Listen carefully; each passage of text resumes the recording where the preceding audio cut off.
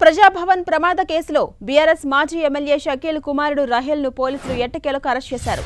ఈ కేసులో ప్రధాన నిందితుడిగా ఉన్న రాహెల్ను శంషాబాద్ ఎయిర్పోర్ట్లో పంజాగుట్ట పోలీసులు అదుపులోకి తీసుకున్నారు. యాక్సిడెంట్ తర్వాత అతడు దుబాయ్ పారిపోయాడు. తన తండ్రితో కలిసి గత 4 నెలలుగా అక్కడే ఉంటున్నాడు. ఇవాళ హైదరాబాద్ వస్తుండగా సమాచారం అందుకున్న పోలీసులు ఎయిర్పోర్ట్లో అరెస్ట్ చేశారు. రహేల్ తన స్థానంలో మరొకరు పోలీసులకు లొంగిపోయేలా చేశాడనే ఆరోపణలొచ్చాయి. రహేల్పై ఇప్పటికే లుకౌట్ నోటీసులు జారీ చేసిన పోలీసులు ఇవాళ అరెస్ట్ చేశారు. గత ఏడాది డిసెంబర్ 23న తెల్లవారుజామున 3 గంటల సమయంలో హైదరాబాద్లోని ప్రజాభవన్ వద్ద ఓ కారు బీభత్సం సృష్టించింది. ప్రజాభవన్ వద్ద బారికేడ్లపైకి దూసుకెళ్లి వాటిని ధ్వంసం చేసింది. పోలీసులు అక్కడికి చేరుకుని వాహనంలో ఉన్న వారిని అదుపులోకి తీసుకుని పంజాగుట్ట పోలీస్ స్టేషన్కు తరలించారు. మాజీ ఎమ్మెల్యే షకీల్ కుమారుడు రాహెల్ ఈ విధ్వంసం సృష్టించినట్టుగా తెలిసింది. పోలీస్ స్టేషన్ నుంచి అతడు తప్పించుకోవడంతో కావాలనే తప్పిపోయాడా, ఎవరైనా తప్పించారా అనే కోణంలో పోలీసులు దర్యాప్తును ప్రారంభించి అసలు నిందితుడు రహేల్ అని తేల్చారు. ఇక మరోవైపు 4 రోజుల క్రితం రాహెల్ తెలంగాణ హైకోర్టులో పిటిషన్ దాఖలు చేశారు. తనపై జారీ చేసిన లుకౌట్ నోటీస్ ఎత్తేయాలని కోరారు. తాను విచారణకు పూర్తిగా సహకరిస్తానని చెప్పారు. ఇక ఈ నేపథ్యంలోనే అతడు హైదరాబాద్ రాగా పోలీసులు అదుపులోకి తీసుకున్నారు. గతంలో బంజారాహిల్స్లో జరిగిన ఓ యాక్సిడెంట్ కేసులను రాహెల్పై ఎఫ్ఐఆర్ నమోదైంది.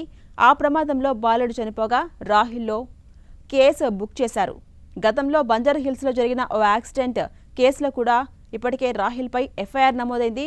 ఈ ప్రమాదంలో బాలుడు చనిపోయాడు.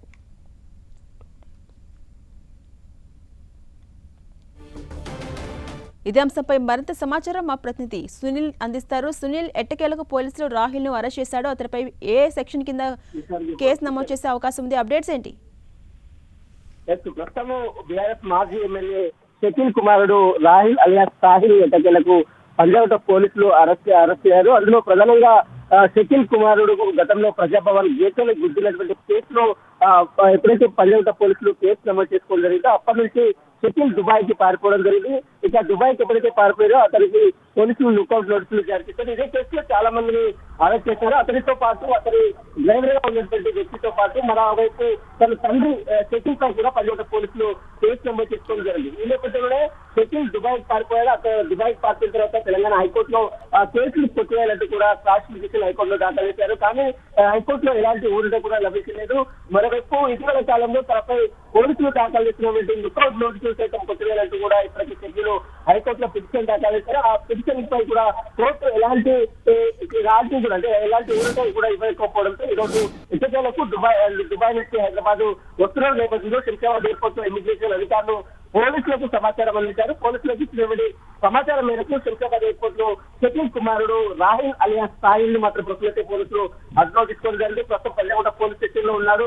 అతనికి వైద్య పరీక్ష కంప్లీట్ చేసిన తర్వాత ఈరోజు జ్యుడిషియల్ మేజిస్ట్రేట్ ముందు కూడా అతను ఆర్డర్ పరిచే అవకాశం ఉంది. గతంలో షకీల్ పై కూడా మరొక కేసు కూడా రోడ్డు ప్రమాదం కేసు ఉంది. జూబ్లీహిల్స్ పోలీస్ స్టేషన్ పరిధిలో బాబును అంటే రోడ్డుపై నడుచుకుంటూ వెళ్తున్నటువంటి బాబును గుద్దాడు. ఆ నేపథ్యంలో అక్కడక్కడే ఆ బాబు మృతి చెందిన నేపథ్యంలో అప్పట్లో కూడా ఈ కేసు నుంచి తప్పించుకునే ప్రయత్నం చేశాడు. అతని ప్లేస్ లో మరొక వ్యక్తిని పెట్టాడు అంటూ కూడా గతంలో పోలీసులు అతన్ని అంటే గతం ప్రభుత్వము అధికారంలో ఉన్నటువంటి నేపథ్యంలో వారి ఎమ్మెల్యేగా వారి తండ్రి ఎమ్మెల్యేగా ఉన్నాడు. అధికారంలో ఉన్నటువంటి నేపథ్యంలో ఆ కొడుకును తప్పించే ప్రయత్నం చేశాడు. ఇటీవల కాలంలో ఆ కేసును సైతం పోలీసులు తిరగదోడి ఈ షకీల్ని ఆ కేసులో ప్రధాన ముద్దాయిగా ప్రస్తావించారు. ఆ కేసుతో పాటు ఇటీవల ప్రజాభవన్ గేట్లను గుద్దినటువంటి కేసులో A1 గా ఉన్నటువంటి షకీల్ని ఈరోజు ఎట్టకేలకు పోలీసులు అరెస్ట్ చేశారు. షకీల్ పై ఇప్పటికే రోడ్డు ప్రమాదం సంబంధించిన కేసులో కావచ్చు, మరోవైపు చీటింగ్ కేసు 420 చీటింగ్ కేసు కావచ్చు, పలు సెక్షన్ల కింద పంజాగుట్ట పోలీసులు కేసు నమోదు చేసుకుంది. ఈరోజు అతనికి పూర్తిగా వైద్య పరీక్షలు కంప్లీట్ చేసిన తర్వాత మధ్యాహ్నం కావచ్చు, సాయంత్రం కావచ్చు అతని నాంపల్లి న్యాయమూర్తి కూడా హాజరుపరిచే అవకాశం ఉంది. షకీల్ పై గతంలో ఉన్నటువంటి కేసు, ఇప్పుడు ఉన్నటువంటి కేసు, 2 కేసులను కూడా యాడ్ చేస్తూ ఈరోజు పోలీసులు అతన్ని కోర్టులో ప్రొడ్యూస్ చేస్తారా లేదా కేవలం ప్రజాభవన్ గేట్లను గుద్దినటువంటి కేసులో మాత్రమే ప్రొడ్యూస్ చేస్తారని చూడాల్సింది చెప్పవచ్చు. ప్రస్తుతం అయితే షకీల్ అంటే గత ప్రభుత్వంలో షకీల్ ఎమ్మెల్యేగా ఉన్నాడు, అధికార పార్టీలో ఉన్నాడు కాబట్టి అతన్ని కొడుకును తప్పించే ప్రయత్నం చేశాడు. 2 సార్లు ప్రమాదానికి గురైనటువంటి చాలా మంది బాధితులు ఇప్పటికే అటు రోడ్డు ప్రమాదంలో చనిపోయిన నేపథ్యంలో వారికి సంబంధించిన దాంట్లో కేసులో తప్పించుకునేందుకు షకీల్ కుమారుడు సాహిల్ అలియాస్ రాహిల్ ప్రయత్నాలు జరిపారంటూ కూడా పెద్ద ఎత్తున అతనిపై ఆరోపణలు రావడం జరిగింది. ప్రస్తుతం అయితే దుబాయ్ నుంచి వస్తున్నటువంటి షకీల్ కొడుకు రాహిల్ అలియాస్ సాహిల్ని మాత్రం పోలీసులు అరెస్ట్ చేయడం జరిగింది. మరి కాసేపులోనే అతనికి వైద్య పరీక్షలు చేసిన తర్వాత నాంపల్లి కోర్టు ముందు కూడా హాజరుపరిచే అవకాశం ఉంది. అలాగే సునీల్, మనం చూసుకుంటే ఇప్పటి వరకు మొత్తం ఎంతమందిని ఈ కేసులో అదుపులోకి తీసుకున్నారు పోలీసులు? మొత్తం ఇప్పటివరకు ఈ కేసులో మొత్తం 15 మందిపై పోలీసులు కేసు నమోదు చేసుకుని జరిగింది. అందులో షకీల్ పేరు కూడా పోలీసులు ఎఫ్ఐఆర్లో చేర్చారు. ఈ షకీల్తో పాటు షకీల్ కుమారుడు రాహిల్ అలియాస్ సాహిల్తో పాటు అదేవిధంగా తన డ్రైవర్ ఎవరైతే డ్రైవరు అతని ప్లేస్లో డ్రైవర్ని పెట్టారో అతన్ని మాత్రం పోలీసులు అరెస్ట్ చేశారు. అతనితో పాటు అతన్ని దుబాయ్కి పారిపోయే విధంగా చేసినటువంటి మరికొంతమంది కూడా అంటే మొత్తం 15 మందిపై పోలీసులు కేసు నమోదు చేసుకుంటే అందులో 5గురు మాత్రం పోలీసులు అరెస్ట్ చేయడం జరిగింది. అందులో మెయిన్ ముద్దాయిగా షకీల్ కుమారుడు రాహిల్ అలియాస్ సాహిల్ ఉన్నాడు. అతనితో పాటు ఈ కేసులో అతను షకీల్ కూడా ఉన్నాడు. ఈ కేసులో కొంతమంది ఇన్స్పెక్టర్లు కూడా సస్పెండ్ అయిన దృశ్యాలు కూడా మనం చూస్తాం. గతంలో పంజాగుట్ట ఇన్స్పెక్టర్గా ఉన్నటువంటి నాయుడు కావచ్చు, అదేవిధంగా చాలామంది అక్కడ నిజామాబాద్ చెందినటువంటి ఒక ఇన్స్పెక్టర్ అతన్ని తప్పించే ప్రయత్నం చేశాడు. అతను కూడా ఇప్పటికే సస్పెండ్ చేయడం జరిగింది. పోలీసులు కూడా అతనికి సహాయ సహకారాలు అందించారు కాబట్టి వారి పేర్లు కూడా కేసులో రిమాండ్ రిపోర్ట్లో పోలీసులు ప్రస్తావించారు.